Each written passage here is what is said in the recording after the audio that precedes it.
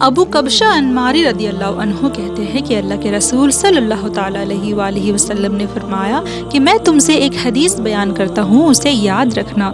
کہ صدقہ کرنے سے کسی کے مال میں کمی واقعی نہیں ہوتی، یہ پہلی بات ہے۔ اور دوسری بات یہ ہے کہ جس کسی پر ظلم ہوا ہو اور وہ صبر کرے تو اللہ اس کی عزت میں اضافہ فرماتا ہے۔ اور تیسری بات یہ ہے کہ جو شخص لوگوں سے مانگنا شروع کر دے تو اللہ اس پر فقر اور تنگی کا دروازہ کھول دیتا ہے اور وہ ہر قسم کے مال و دولت ہونے کے باوجود بھی مانگتا پھرتا ہے۔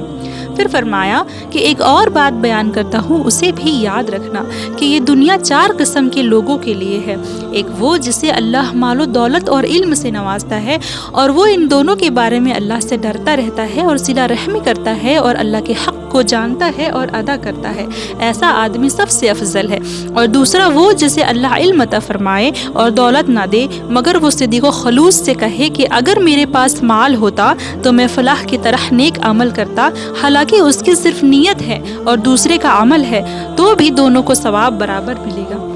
تیسرا وہ ہے جسے اللہ مال عطا فرماتا ہے اور وہ علم سے محروم ہوتا ہے، وہ مال کو بے انتہا بغیر سوچے سمجھے اور بغیر علم کے خرچ کرتا ہے، نہ اللہ سے ڈرتا ہے، نہ صلہ رحمی کرتا ہے اور نہ ہی اللہ کے حقوق کو جانتا ہے اور نہ ہی ادا کرتا ہے، یہ شخص سب سے برا ہے۔ چوتھا وہ جسے اللہ نے نہ علم دیا نہ مال، لیکن وہ کہتا ہے کہ اگر میرے پاس مال ہوتا تو میں فلاح کی طرح برے کام کرتا، حالانکہ اس کی صرف نیت ہے اور دوسرے کا عمل ہے، تو بھی دونوں کو گناہ برابر ہوگا۔